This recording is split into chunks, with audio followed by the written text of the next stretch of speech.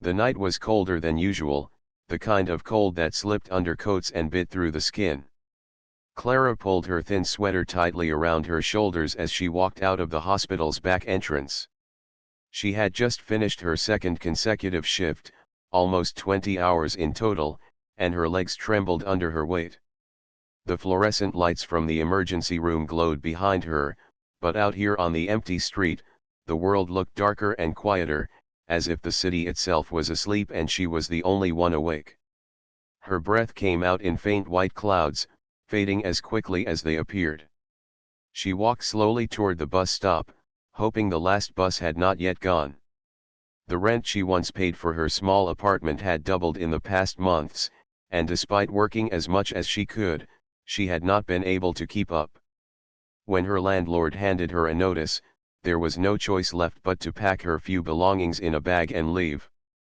For the past week, she had been sleeping in the hospital's on-call room when no one was looking, or on a bench near the station when she could not find a corner to hide. Clara was used to giving care to others. She spent her days comforting frightened patients, listening to the worries of families, and offering a steady hand in emergencies. But when it came to herself, there was no one to lean on. Her parents had passed away years ago, and her closest friend had moved abroad. She had always told herself she was strong, that she could handle anything life threw her way. But tonight, as she hugged herself against the cold, she felt more fragile than she ever had. The bus stop was nearly empty. A single street light buzzed above, throwing a pale circle of light on the cracked pavement. Clara sat down on the cold metal bench, her fingers numb as she tried to rub them together for warmth. She thought about the patients she had left behind in the ward. Some of them were surrounded by family who visited every day, bringing food and warm blankets. Others, like her, had no one. She often stayed longer with those patients, just to keep them company. Perhaps she did that because she knew what loneliness felt like. Her stomach growled softly, reminding her that she had skipped both lunch and dinner. She had been too busy tending to patients to take a break, and now her body was reminding her of its limits. She reached into her bag and found half a sandwich she had saved earlier. It was slightly crushed, but she was grateful for it. She ate slowly, chewing each bite as if stretching it could make it last longer. The night deepened. Cars passed now and then, their headlights casting brief flashes of light that disappeared as quickly as they came. Each time a vehicle slowed near the bus stop, Clara's heart lifted, hoping it was the bus, only to fall again when it sped away. The wait grew longer, the cold sharper. She tucked her knees to her chest, resting her chin on them, and tried to keep her mind busy by thinking about better days. She remembered the time when she had first dreamed of becoming a nurse. She had been a child then, sitting beside her mother in a small clinic. Her mother was ill, and young Clara had watched the nurse gently care for her, speaking softly, smiling even when the work was hard.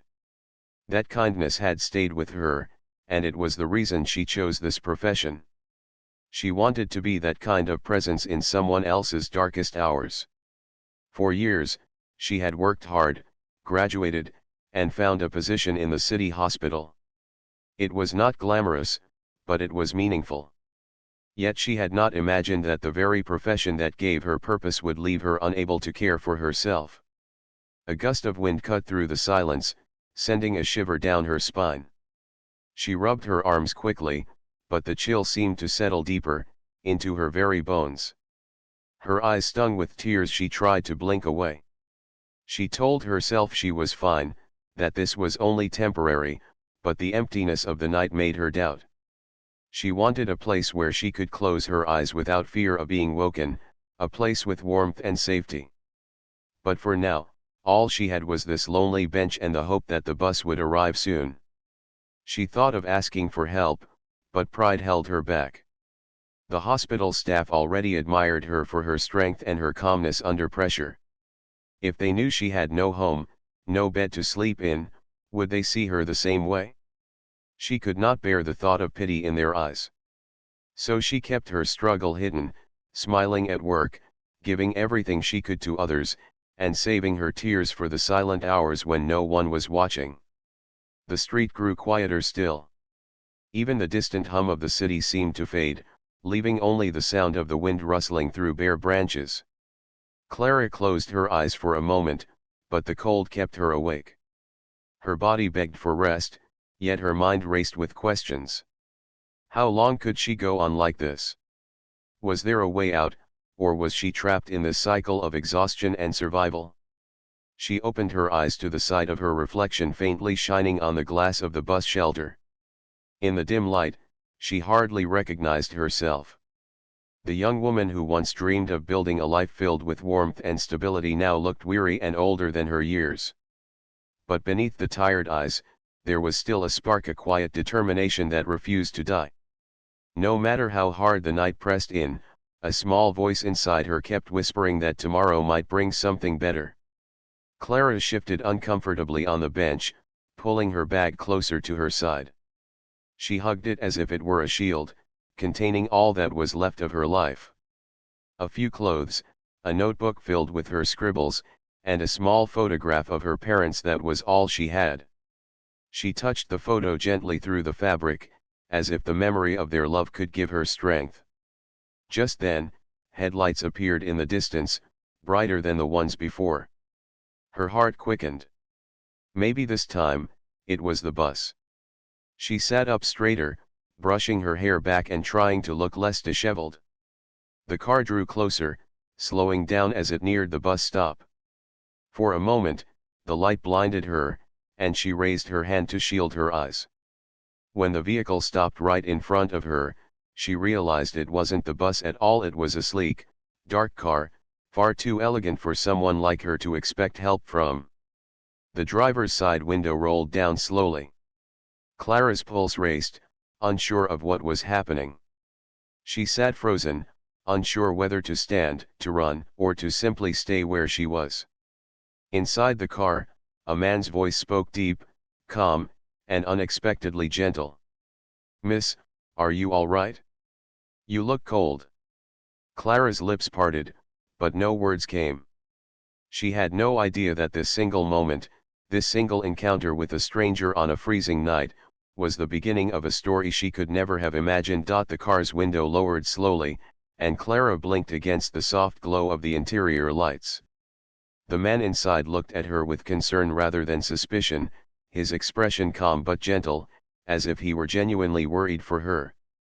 He was dressed in a dark suit, the kind that spoke of success and responsibility, yet his voice carried no arrogance. Instead, it was warm, almost fatherly, though he appeared no older than his late 30s. "Are you all right?" he asked again, leaning slightly closer so she could hear him above the wind. Clara hesitated.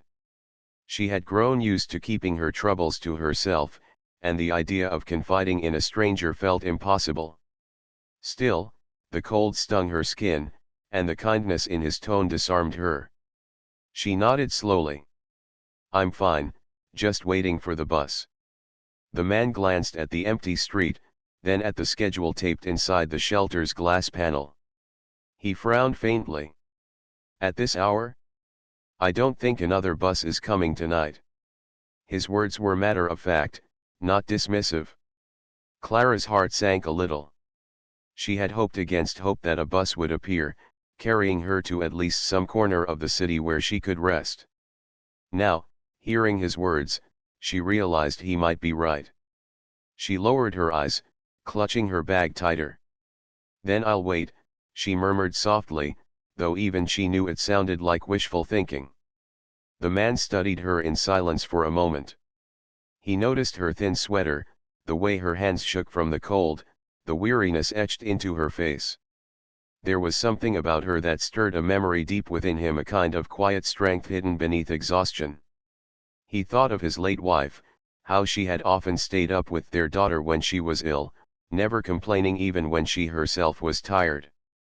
This young woman sitting alone at a bus stop in the freezing night carried that same air of unspoken sacrifice. "Do you work at the hospital?" he asked gently. Clara's head lifted in surprise. "Yes," she replied cautiously. I'm a nurse. He nodded slowly, as if that explained everything. I thought so. I've seen that uniform before. My daughter was admitted once, a year ago. Nurses were the ones who gave us hope when the nights felt endless. His voice softened, touched by memory. Clara gave a small, polite smile. It's what we try to do. For a brief moment, neither spoke. The wind rattled through the trees, and the silence between them grew heavier. Clara's pride urged her not to appear helpless, but the truth of her situation pressed down on her. She was cold, hungry, and without a place to go. Yet how could she admit that to a stranger who seemed to belong to a different world? The man seemed to sense her hesitation. He spoke again, his tone practical yet kind. Please, get in the car. I can't leave you out here like this. You'll freeze before morning. Clara's chest tightened. She wanted to refuse out of caution. After all, she didn't know him. But something about his steady gaze told her he was not a man who meant harm. There was sincerity in his eyes, a heaviness as though he carried his own burdens. She hesitated only a moment longer before rising slowly from the bench, pulling her bag over her shoulder. She opened the car door carefully and slid into the passenger seat. Warmth rushed over her instantly, and she closed her eyes with relief as the heater hummed softly. For the first time in days, she felt truly warm. Thank you, she whispered, her voice trembling with both gratitude and exhaustion. The man nodded once, as if it was nothing. I couldn't just drive past. My name is Jonathan Hale. Clara turned to look at him more closely now. He was striking not in a way that demanded attention, but in the quiet dignity he carried. His dark hair was neatly combed, his jaw set with the kind of discipline that came from years of responsibility. Yet behind the composure, his eyes carried sadness, as if he had lived through storms that still echoed within him. I'm Clara, she said softly, offering her name in return. Clara, he repeated, almost thoughtfully, as though committing it to memory. You must be exhausted after such a long shift. Where do you live? I can take you home. The question made Clara's throat tighten. She stared at her hands, twisting them nervously in her lap. What could she say? That she had no home to return to? That her bed for the past nights had been a hospital cot or a wooden bench? Shame pressed heavily against her chest. I'll be fine, she whispered at last. You don't need to worry. But Jonathan was not satisfied with that answer. He had built an entire company on recognizing when someone wasn't telling the whole truth, and Clara's voice carried the weight of unspoken struggles. He didn't press her immediately, though. Instead, he started the car and drove slowly through the quiet streets, giving her space. The city lights passed by in silence. Clara stared out the window, her reflection blending with the blur of neon signs and darkened shop fronts. Part of her wanted to disappear into the night, to carry her secret alone as she always had. Yet another part longed for someone to notice her pain without her having to explain it. Jonathan spoke again, this time more carefully. You remind me of someone I once knew. She never asked for help either, no matter how heavy the load became. But I learned something: sometimes the strongest people are the ones who need kindness the most. His words made Clara's eyes sting. She blinked quickly, unwilling to let tears fall. I don't want to be a burden, she whispered. You're not, Jonathan said firmly, his tone leaving no room for doubt. A burden is someone who takes without giving. But I can see it in you. You've given so much already. To your patients, to your work. You deserve something in return. The sincerity in his voice made her chest ache. She turned slightly to look at him, wondering how a stranger could see her so clearly. He continued, his tone softening. I lost my wife 3 years ago. Since then, it's just been me and my daughter. She's 6 now. A bright, sweet girl. But she misses having someone to look after her the way only a mother can. His voice faltered slightly, and for the first time, Clara heard the loneliness hidden behind his calm exterior. Jonathan gripped the steering wheel, his knuckles whitening for a moment. "I've done my best, but a house is not a home without warmth. I can give her everything she needs materially, but love is harder to replace." Clara's heart swelled with empathy.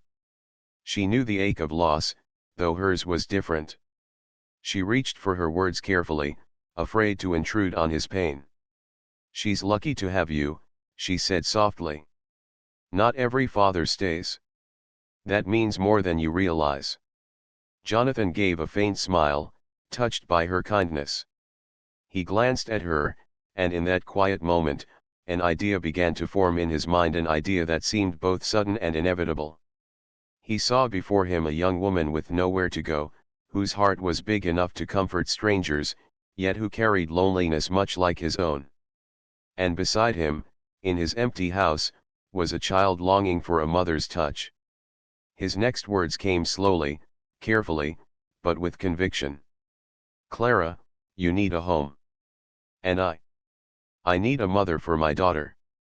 Clara froze, his words echoing in her ears. Her heart pounded as if the world had shifted in an instant. She stared at him, unsure if she had heard correctly. Jonathan's gaze was steady, sincere. There was no trace of pity in his eyes, only honesty. He wasn't offering charity, he was offering a chance at something deeper. The car rolled to a quiet stop at a red light. For a long moment, silence filled the air, broken only by the hum of the engine. Clara's hands trembled slightly in her lap as she tried to process what had just been said. She could not know it then, but those words marked the beginning of a new chapter in her life, one she had never imagined when she sat shivering on that lonely bench. Clara's breath caught in her chest. The words she had just heard were so unexpected that for a moment, she wondered if the cold outside had played a trick on her mind.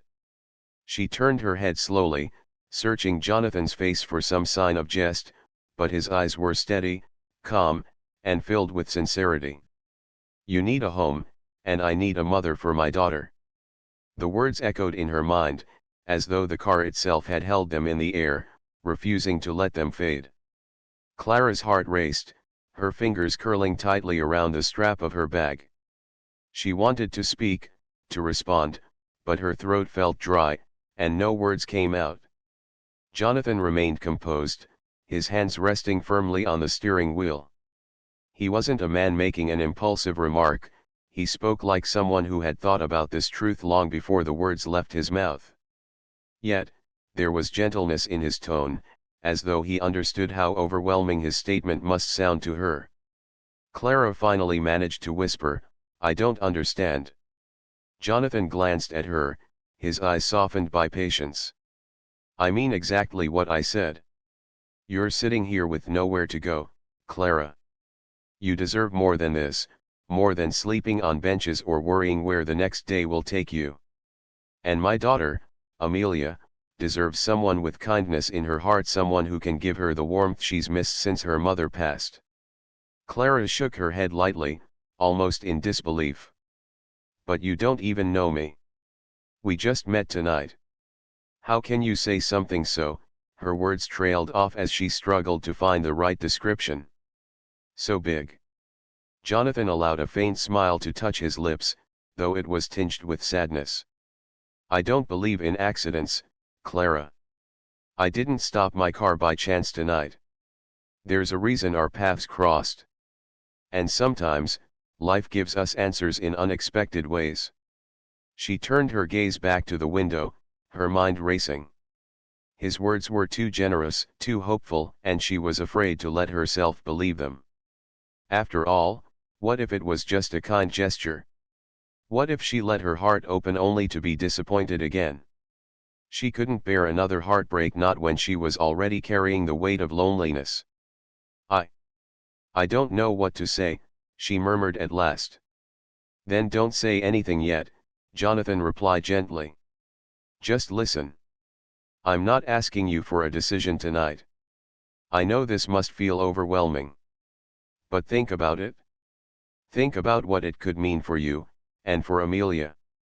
The sound of his daughter's name softened the tension in the air. Clara's mind immediately pictured a little girl, small, fragile, with wide eyes that longed for love. Something inside her shifted. She had always been drawn to children in the hospital wards, offering them smiles and gentle words whenever she passed. To think of a child waiting at home, missing the comfort of a mother's arms, tugged at the deepest part of her heart. Yet, fear still lingered. "What if I fail?" she whispered, her voice trembling. "What if I can't be what she needs? I'm just a nurse, Jonathan. I don't have much to give." Jonathan's voice grew firm, steady, like a pillar in the storm. "Clara, you give more than you realize. I saw it the moment you spoke about your work. I heard it in the way you put others before yourself. Money, status, comfort, those things mean little to a child. What matters is kindness, patience, a heart willing to care. And you have that." Clara's eyes stung with unshed tears. No one had spoken to her like this in years. Most people saw only her uniform, her role as a nurse, never the person behind it. But Jonathan saw her, truly saw her, and that frightened her almost as much as it comforted her. The car glided smoothly through the quiet streets. Neither spoke for a while, yet the silence between them wasn't empty. It was filled with thoughts, questions, and emotions too vast to put into words. Clara rested her forehead against the cold glass of the window, trying to steady her racing heart. Finally, Jonathan pulled the car into a small park area, where the soft glow of lampposts lit the path. He turned off the engine, and the quiet hum faded, leaving only the distant sound of the wind moving through the trees. He turned slightly toward her, his expression earnest. "When my wife passed," he began, his voice low and thoughtful, "I promised myself I would protect Amelia with everything I had. I built walls around us. I thought if I worked harder, earned more, gave her the best of everything, she wouldn't feel the loss so deeply. But love doesn't work that way. A house can be big and warm, but without laughter, without a mother's touch, it feels empty." He paused, his eyes distant for a moment. "I've been lonely too, Clara. Not just for myself, but for her. She deserves to grow up with love in her life." Clara listened quietly, her chest tightening with empathy. She could almost picture the little girl wandering through a large house, her laughter echoing against walls that gave no answer. She thought of her own childhood, of the warmth her parents had given her before they passed, and how deeply she had missed it afterward. Jonathan's gaze returned to her, steady and unwavering. "I'm not asking you to replace her mother. No one can. But I see in you something rare, a heart strong enough to care, even when it costs you. And that's the kind of presence Amelia needs." Clara swallowed hard, her fingers twisting nervously in her lap. She wanted to believe him, to step into the life he described, but doubt clung to her. "And what about you?" she asked softly. "Where do I fit in your life?" Jonathan's jaw tightened slightly as if he had expected the question. "In my life, you would be more than a guest. More than a nurse. You'd be a partner. A companion. Someone I can trust with the most precious part of me, my daughter." His voice dropped lower, carrying a vulnerability he rarely allowed anyone to hear. "And maybe, in time, someone I can trust with my own heart again." Clara's breath caught. She turned away quickly, unable to meet his gaze. Tears blurred her vision, but she blinked them back, refusing to let them fall. Her heart felt as if it stood at a crossroad, one path leading to the life she had known, full of struggle and solitude, and the other leading to an uncertain future, one filled with possibility but also risk. The quiet between them grew heavier. Clara hugged her bag tighter, as though holding on to the last remnants of her old life. Yet, deep inside, she felt something stir, a tiny flame of hope she hadn't felt in years. Jonathan, sensing her silence, did not push further. Instead, he said softly, you don't have to decide tonight. Just, come with me for now. Meet Amelia. See for yourself. If it doesn't feel right, I'll take you wherever you wish to go. But if it does, his words trailed off, but the meaning lingered in the air. Clara sat frozen, her heart thundering. The idea of walking into a stranger's home terrified her, yet the thought of meeting a little girl who longed for warmth tugged at her more strongly than fear. She closed her eyes for a moment, whispering silently to herself, maybe this is the answer I've been waiting for. Maybe this is why fate brought him to that bus stop tonight. When she finally opened her eyes, Jonathan was still watching her with quiet patience. She gave the smallest nod, hardly more than a breath, but it was enough. Jonathan started the car again, his movements calm, as though he understood the weight of her decision. The road ahead seemed unfamiliar to Clara, yet, for the first time in a long while, it didn't frighten her. She didn't know what tomorrow would bring. She didn't know if she could truly be what Jonathan hoped for, or what Amelia needed. But as the car rolled forward into the night, Clara allowed herself to believe just for this moment that she was no longer alone. The drive to Jonathan's home was quiet, yet filled with unspoken thoughts. Clara sat with her hands folded in her lap, staring out at the glowing city lights as they passed by. She felt a mix of nervousness and curiosity pressing against her chest. Every turn of the wheel brought her closer to something unknown, something that could change her life forever. Jonathan, sensing her unease, didn't force conversation.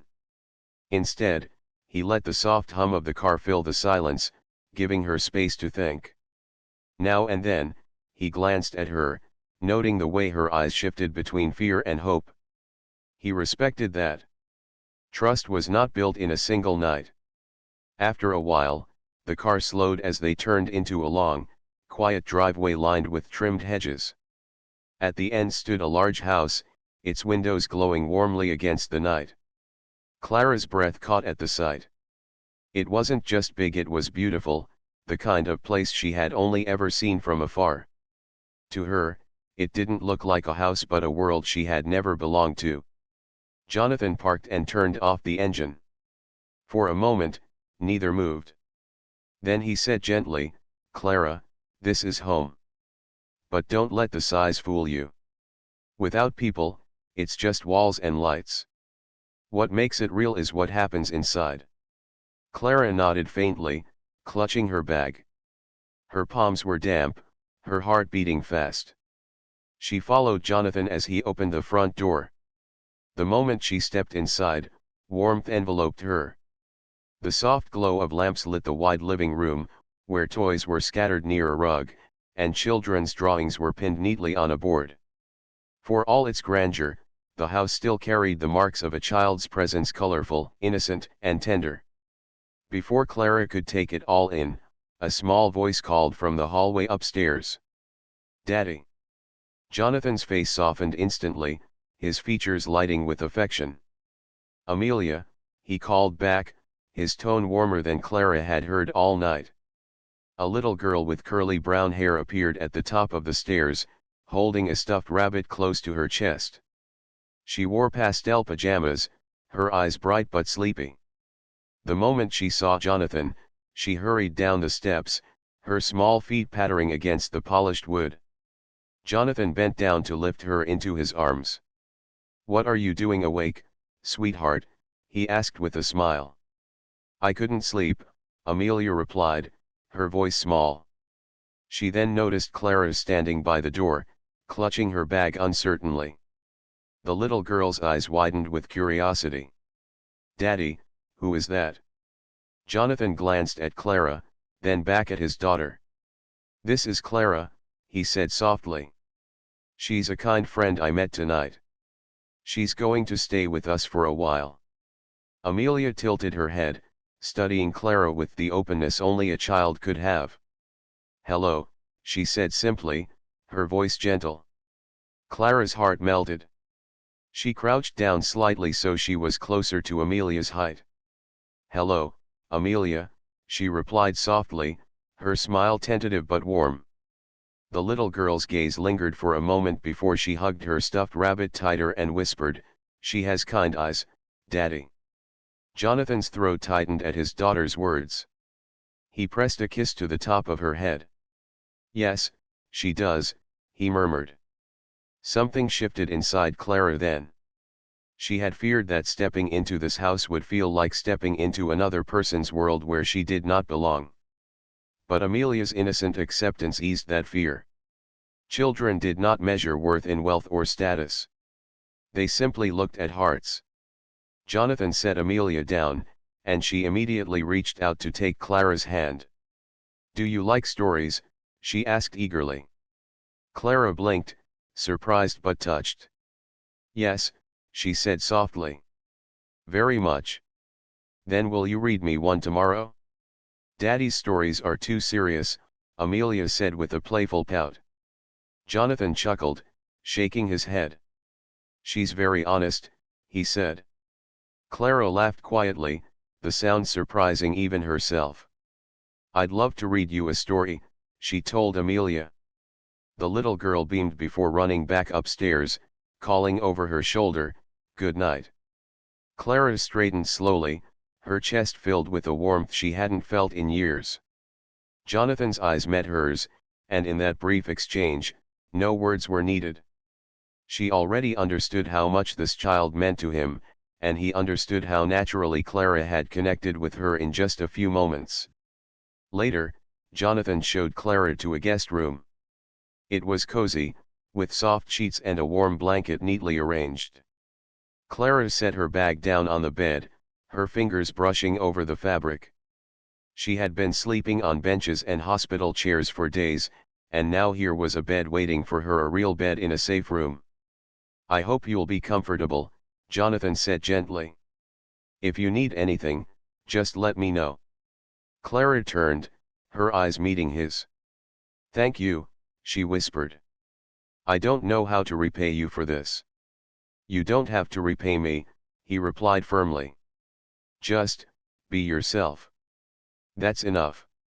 When he left, Clara sat on the edge of the bed, her hands trembling slightly. She felt as though she were dreaming. The house was quiet, safe. And for the first time in weeks, she didn't feel like an outsider looking through the glass. She was inside, where warmth lived. That night, as she lay under the blanket, she couldn't sleep immediately. Her mind kept replaying Amelia's smile, Jonathan's calm voice, and the strange twist of fate that had brought her here. She whispered softly into the darkness, "Please let me be strong enough for this." The next morning, Clara awoke to the sound of gentle laughter. She opened the door quietly and followed the sound downstairs. In the kitchen, Amelia sat at the counter, swinging her legs while Jonathan prepared breakfast. The scene was simple, ordinary, yet it felt extraordinary to Clara. Amelia spotted her and waved excitedly. "Clara! Daddy made pancakes. Come eat." Clara smiled shyly as she joined them. Jonathan placed a plate in front of her, his expression warm but careful, as though he didn't want to overwhelm her. "You must be hungry," he said. She nodded, touched by the gesture. The pancakes were fluffy and golden, and though they were just food, to Clara, they felt like a gift. She ate slowly, savoring each bite, while Amelia chattered happily about her favorite cartoons and her stuffed rabbit. As the days passed, Clara began to settle into the rhythm of the household. She helped Amelia with her homework, read her bedtime stories, and listened to her chatter with patience and affection. Each evening, Amelia grew more attached, slipping her small hand into Clara's as if it belonged there. Jonathan watched quietly from a distance.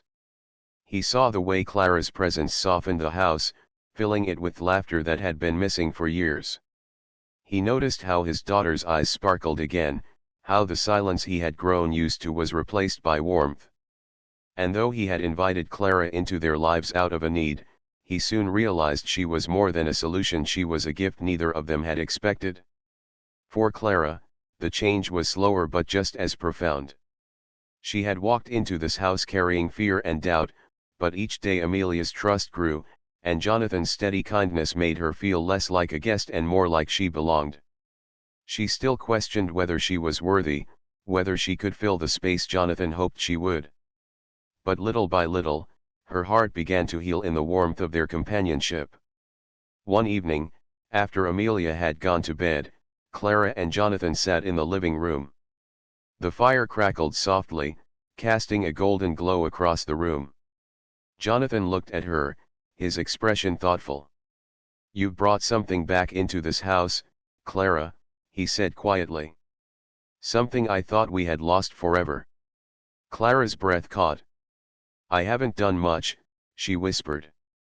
"You've done more than you know," Jonathan replied firmly. His gaze lingered on her, steady and filled with unspoken meaning.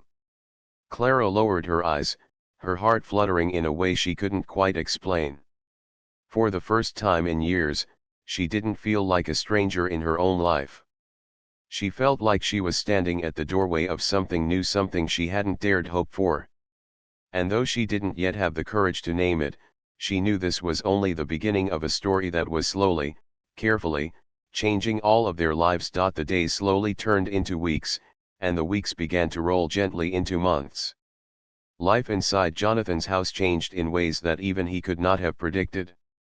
The once quiet halls now carried the sound of laughter, the patter of Amelia's feet as she ran to show Clara her drawings, and the soft melody of bedtime stories read aloud in a gentle voice. Clara had become part of their rhythm almost without realizing it. She helped Amelia prepare for school in the mornings, brushing her hair into neat braids while the little girl chattered excitedly about her friends. She waited at the table in the evenings, sharing meals where Amelia's giggles made even Jonathan laugh in ways he hadn't for years. At night, she tucked the child into bed, listening as Amelia whispered her dreams and secrets before drifting to sleep. For Jonathan, each of these small moments felt like drops of water on dry earth, slowly bringing life back into a place that had long been silent. He had thought he could fill his daughter's world with toys, books, and comforts, but Clara had shown him that love was what truly filled the gaps. The house that once felt too big, too empty, now felt like a home again. Clara, however, still carried a quiet hesitation inside her. She loved Amelia dearly, and she found comfort in Jonathan's steady presence, but sometimes, when she was alone, doubts crept in. She would look at her reflection in the mirror and whisper, "Do I really belong here?" She feared that one day she would wake up and realize this was only a dream, too beautiful to last. One rainy evening, those doubts came to the surface. Clara sat by the window, watching raindrops race down the glass. Jonathan entered the room quietly, holding 2 cups of tea. He handed one to her and sat down across from her. "You've been quiet tonight," he said softly. Clara held the warm cup in her hands, staring into the steam. "Sometimes I wonder if I deserve all of this," she admitted. "Before you found me that night, I had nothing. I was alone, sleeping on benches. And now I'm here, in this beautiful home, with you and Amelia. It feels like I stepped into someone else's story." Jonathan's gaze was steady, his voice calm but full of conviction. "Clara, you're not living someone else's story. You're living our story. You were meant to be here." Her eyes lifted to his, searching for reassurance. "But what if I can't give enough? What if one day Amelia looks at me and sees that I'm not her real mother?" Jonathan leaned forward slightly, his voice gentle but firm. "Amelia doesn't need you to replace her mother. She needs you to be you, the woman who holds her hand, listens to her stories, and makes her feel safe. You've already given her more than I could ever ask. And as for me," his voice faltered for just a moment before he continued. "I see you, Clara. I see your strength, your kindness, your heart. That's all I need." Her chest tightened at his words. She wanted to believe them, but the fear of losing this fragile happiness still clung to her. Jonathan seemed to sense her struggle. He reached out and placed his hand gently over hers. You don't have to carry all the weight alone anymore. We're in this together. It was a simple gesture, yet it spoke volumes. Clara felt warmth spread through her chest, chasing away the doubts that had haunted her. For the first time, she allowed herself to truly believe that maybe, just maybe, this was where she belonged. As the months passed, the bond between them deepened. Clara became more than just a caretaker, she became Amelia's safe place, the one the little girl ran to when she scraped her knee or when she wanted to share a secret. Jonathan watched with quiet gratitude as Amelia's smile grew brighter each day. But it wasn't only Amelia who leaned on Clara. Jonathan found himself drawn to her presence more and more. He admired the way she faced each day with quiet determination, even when she doubted herself. He found comfort in their late-night conversations, where they spoke about their pasts, their fears, and their hopes. Without realizing it, he began to smile more when she was near, his loneliness easing in her company. Clara, too, noticed the small ways Jonathan's kindness reached her. He never made her feel like a guest or a stranger. He respected her space, yet always made sure she felt included. If she was tired after a long day, he made tea for her without asking. If Amelia painted a picture, he insisted that Clara join them in admiring it. Slowly, the walls she had built around her heart began to fall. One evening, after Amelia had gone to bed, Clara found herself standing in the garden. The night was clear, the stars shining brightly above. Jonathan joined her, his hands tucked into his pockets. They stood in silence for a while, watching the sky. Finally, Jonathan spoke. "Do you remember the first night we met? At the bus stop?" Clara smiled faintly, her eyes still on the stars. "How could I forget? I was shivering so much I could barely speak. And I almost drove past," he admitted softly. "But something told me to stop.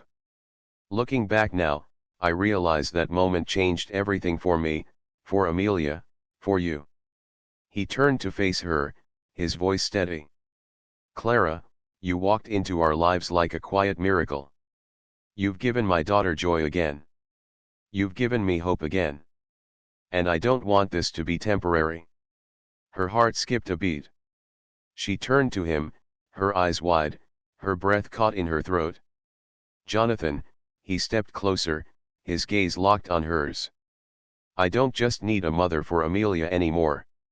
I need you for both of us. Not as an arrangement, but as family." Clara's eyes filled with tears. The fear that had clung to her for so long began to melt away, replaced by a warmth she could no longer deny. For the first time in years, she felt whole. The days that followed were filled with quiet joy. Clara no longer questioned her place in the house. She laughed freely with Amelia, shared gentle conversations with Jonathan, and began to feel the roots of belonging take hold. She was no longer the nurse shivering at a bus stop, she was part of a family, woven into the very fabric of their lives. On one sunny afternoon, Amelia ran into the living room, holding a crayon drawing in her small hands. "Look," she exclaimed proudly. "It's us." Clara and Jonathan leaned in to see. The drawing showed three stick figures holding hands under a big, bright sun. Above them, Amelia had written in large, uneven letters, "My family." Clara's eyes filled with tears as she looked at the picture. Jonathan's hand brushed against hers, a silent reminder that this was no longer a dream. And in that simple moment, Clara finally understood. She had found her home. Amelia had found her mother. And Jonathan, once a lonely man, had found love again, not through wealth or power, but through the quiet strength of a nurse who had needed a place to belong. What began as an unexpected meeting on a cold night had blossomed into something real and lasting. It wasn't an arrangement anymore. It was love. It was family. It was the life they had all been searching for.